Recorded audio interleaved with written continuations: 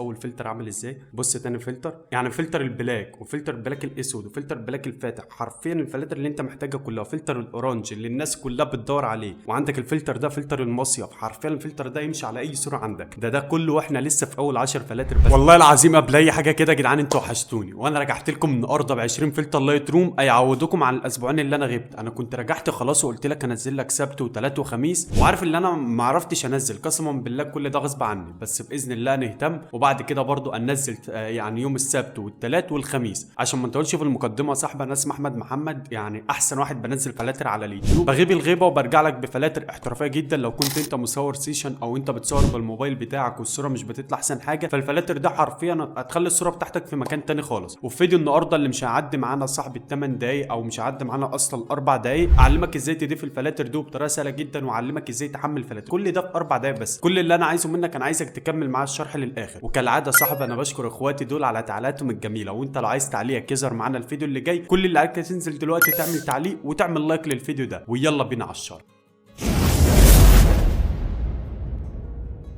قبل اي حاجه كده يا صاحبي انا عايزك تتابع معايا الشرح كامل اللي هو الاربع دقايق اصلا عشان تعرف الباسورد. عن 4 دقايق مش كتير، اعتبرهم خلصوا اصلا، عدى منهم دقيقه. طيب كل اللي علينا يا صاحبي ندخل على برنامج اللايت روم معاكم كده، نتاكد ان انا معيش اي فلاتر على البرنامج، انا بعملها معاكم على طول زي ما انتم شايفين كده صح. دخلت على 20 فلتر بتوعنا دول تمام، اقوى 20 فلتر، لا مش دول اصلا سوري. المهم احنا هنجيب اي صوره نتاكد ان مفيش اي فلاتر. لو دخلنا على الصوره دي كده صاحبي وضغطنا على كلمه بريسيت، ثواني كده يا جدعان بيحمل، هتضغط على كلمه بريسيت زي ما انت شايف كده معيش اي فلاتر. تمام قوي يا معلم. ازاي بقى نضيف الفلاتر اللي انت منزلها النهارده؟ كل اللي عليك يا صاحبي هيكون في لينك في الوصف هتحمل منه الفلاتر. لو انت مش بتعرف تحمل يا صاحبي هتضغط على اللينك، بعد ما تضغط عليه هتنزل تحت هيقول لك للتحميل اضغط هنا، هتضغط هنا يا صاحبي هيقول لك استنى 30 ثانيه وبعدين يحول لك لللينك ميديا فاير وكده، اللي احنا بنحاول نطور من القناه. اللينك ده فيه مميزات وعيوب الفلاتر. طيب كل اللي علينا يا صاحبي بعد ما تدخل على اللينك هتدخل على برنامج RER، طبعا الشرح ده للاندرويد بس. بعد كده يا صاحبي هتنزل تحت على الداونلود، طبعا انت نزلت الفلاتر اكيد هينزلوا في التحميلات عندك اللي هو الداونلود، هتدخل عليهم كده يا صاحبي، هتنزل تحت زي ما انت شايف كده اهوت هيقول لك ايه هنا اهوت معانا صاحبي افضل 20 فلتر غامق صلى على محمد عليه افضل الصلاه والسلام. كل اللي عليك هتعمل على المربع ده علامه صح بالشكل ده كده، وتضغط على السهم اللي هو باصص لفوق، بعد كده تضغط على كلمه موافق، هيقول لك اكتب الباسورد. انا قلت لك في بدايه الفيديو كمل معايا الشرح كامل عشان تعرف الباسورد، بقول لك رقمين في رقمين، فانا لسه ما قلتش الباسورد اصلا، اكتبه وارجع لكم تاني. بعد ما كتبت الباسورد يا صاحبي زي ما انت شايف كده فك معايا الضغط والدنيا تمام قوي كده، الضغط اتفك معايا ودي الفلاتر اهي، دي الفلاتر اللي موجوده معانا. طيب ازاي نضيفهم بقى البرنامج اللايت روم؟ كل اللي عليك يا صاحبي هتحمل مدير الملفات، ده مهم جدا، هتلاقي اللينك بتاعه برده في الوصف او في اول تعليق. وقبل اي حاجه اول باسورد من الفلاتر هيكون 45، كمل معايا الفيديو عشان تعرف تاني باسورد. طيب بعد كده يا صاحبي هتدخل على التحميلات اللي احنا لسه منزلين منهم الفلاتر حالا، وهتدخل كده يا صاحبي صلى على النبي تاني عليه افضل الصلاه والسلام. بعد كده هتدخل على ال 20 فلتر زي ما انت شايف كده 20 بريسيت جمدان، تضغط على واحد ضغطه مطوله صاحبي، وبعدين تضغط على العلامه اللي فوق دي كده وتضغط على كلمه نسخ. طبعا كده صاحبي انت مستني ان انت تضيفهم لمجلد اللايت روم. ازاي؟ هتخرج كده صاحبي معايا، بعد كده هتدخل على التخزين، بعد كده هتدخل على الاندرويد، ركز معايا في الخطوه دي مهمه جدا. بعد كده من الاندرويد للداتا، ومن الداتا اللايت روم موبايل. طبعا انا قلت لك حمل مدير الملفات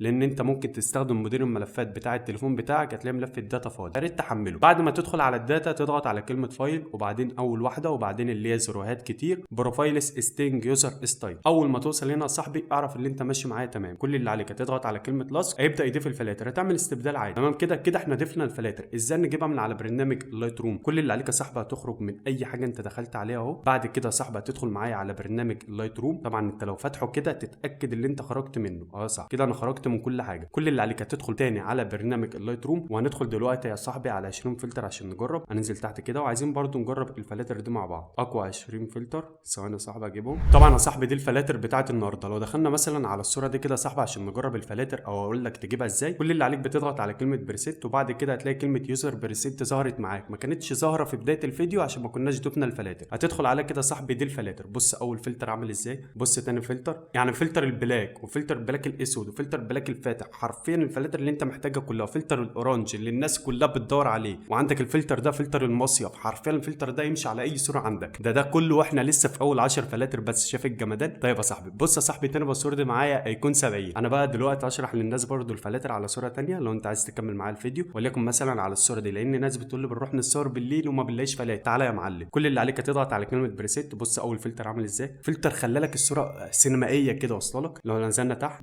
بص انا عايزك تعيش فلاتر احترافيه كلها. وفي فيديو النهارده علمتك ازاي تدفهم، وما رضيتش نطول الشرح عشان انت قلت له ما تطولش الشرح وكده، وشرحته بطريقه سهله جدا. كل اللي انا عايزه منك يا صاحبي نوصل الفيديو ده ل 1000 لايك عشان تشجعني ان انا هنزل فلاتر بعد كده. ولو عايز تعمل معايا الواجب شويه يعني تضغط على السهم ده وتاخد اللينك تشاره لاصحابك تقول لهم دي فلاتر هتخلي صورك جمدان. وعلمتك ازاي تحمل الفلاتر، وازاي تضيفها لبرنامج اللايت روم، وازاي تضيفها على صورتك من خلال ان انت بتدخل على يوزر بريسيت وبتظهر لك الفلاتر. وبس كده يا صاحبي انا مهمتي خلصت، وبالتوفيق للجميع.